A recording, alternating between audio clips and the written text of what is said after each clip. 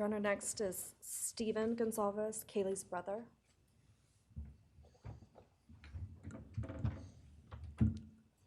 Stephen's actually gonna pass. I'm gonna go. Okay. Alivea Goncalves, Kaylee's sister.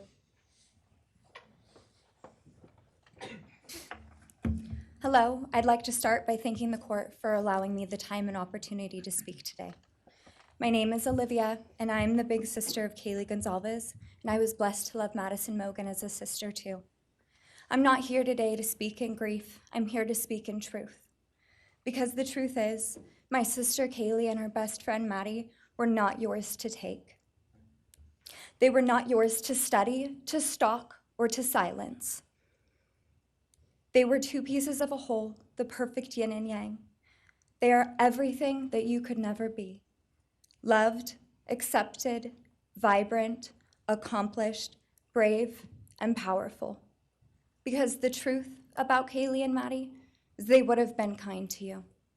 If you had approached them in their everyday lives, they would have given you directions, thanked you for the compliment, or awkwardly giggled to make your own words less uncomfortable for you.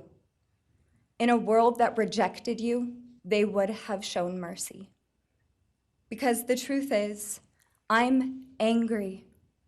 Every day I'm angry. I'm left shouting at the inside of my own head everything I wish I could say to you. The truth about me is when I heard the news, I didn't cry. I listened for them. I promised them I would, that I would fight for them, that I would show up no matter what it cost me. I swore I'd never let them feel alone. Because you see, I've always been their heavyweight. I've always been the one to fight the battles they didn't feel ready to fight themselves. All it ever took was a call, and they knew I would handle it for them, no matter the time, no matter the cost.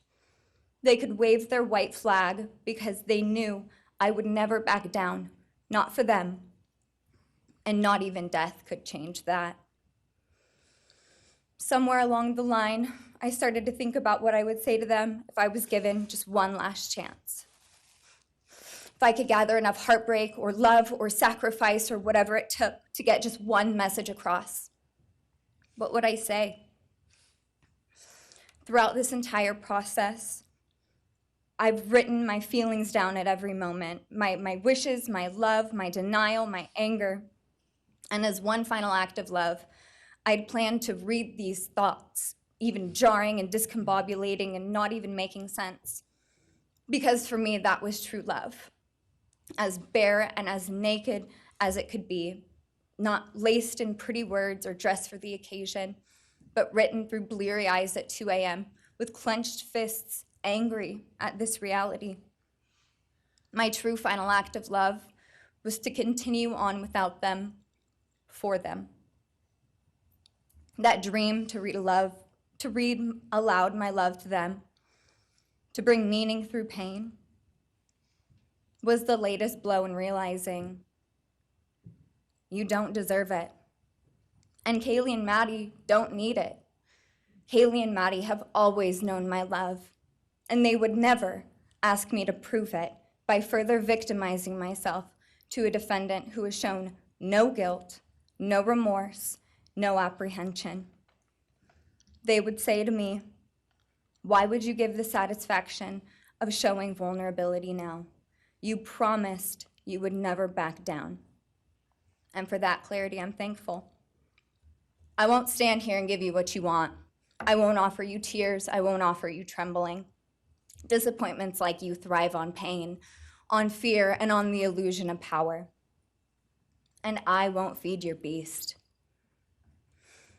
Instead, I will call you what you are: sociopath, psychopath, murderer. I will ask the questions that reverberate violently in my own head, so loudly that I can't think straight most any day. Some of these might be familiar, so sit up straight when I talk to you. How was your life right before you murdered my sisters? Did you prepare for the crime before leaving your apartment? Please detail what you were thinking and feeling at this time. Why did you choose my sisters? Before making your move, did you approach my sisters? Detail what you were thinking and feeling. Before leaving their home, is there anything else you did? How does it feel to know the only thing you failed more miserably at than being a murderer is trying to be a rapper? Did you recently start shaving or manually pulling out your eyebrows? Why November 13th? Did you truly think your Amazon purchase was untraceable because you used a gift card? How do you find it enjoyable to stargaze with such a severe case of visual snow? Where is the murder weapon, the clothes you wore that night? What did you bring into the house with you? What was the second weapon you used on Kaylee? What were Kaylee's last words? Please describe in detail the level of anxiety you must have felt when you heard the Bearcat pull up to your family home on December 30th, 2022. Which do you regret more? Returning to the crime scene 5 hours later, or never, ever going back to Moscow, not even once, after stalking them there for months? If you were really smart, do you think you'd be here right now? What's it like needing this much attention just to feel real? You're terrified of being ordinary, aren't you? Do you feel anything at all? Or are you exactly what you always feared? Nothing. If you're so powerful, then why are you still hiding, defendant? You see, I'm here today as me. But who are you? Let's try to take off your mask and see. You didn't create devastation. You revealed it in yourself. And that darkness you carry, that emptiness, you'll sit with it long after this is over. That is your sentence. And it was written on the wall long before you ever pled guilty. You didn't win. You just exposed yourself as the coward you are. You're a delusional, pathetic, hypochondriac loser who thought you were so much smarter than everybody else. Constantly scolding, turning your nose up to grammar mistakes, nitpicking and criticizing others. You wanted so badly to be different, to be special, to be better, to be deep, to be mysterious. You found yourself thinking you were better than everyone else, and you thought you could figure out the human psyche and see through it, all while tweaked out on heroin. Lurking in the shadows made you feel powerful because no one ever paid you any attention in the light. You thought you were exceptional, all because of a grade on a paper. You thought you were elite because your online IQ test from 2010 told you so. All of that effort just to seem important. It's desperate. There is a name for your condition, though. Your inflated ego just didn't allow you to see it. Wannabe. You act like no one could ever understand your mind, but the truth is you're basic. You're a textbook case of insecurity disguised as control.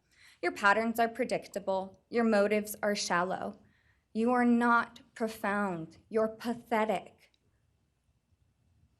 You aren't special or deep, not mysterious or exceptional. Don't ever get it twisted again. No one is scared of you today. No one is intimidated by you. No one is impressed by you. No one thinks that you are important.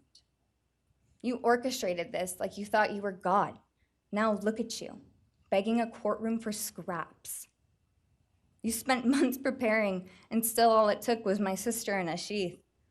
You work so hard to seem dangerous, but real control doesn't have to prove itself. The truth is, the scariest part about you is how painfully average you turned out to be. The truth is, you're as dumb as they come. Stupid, clumsy, slow, sloppy, weak, dirty. Let me be very clear. Don't ever try to convince yourself you mattered. just because someone finally said your name out loud. I see through you. You want the truth? Here's the one you'll hate the most. If you hadn't attacked them in their sleep, in the middle of the night, like a pedophile, Kaylee would have kicked your fucking ass. Thank you. Thank you.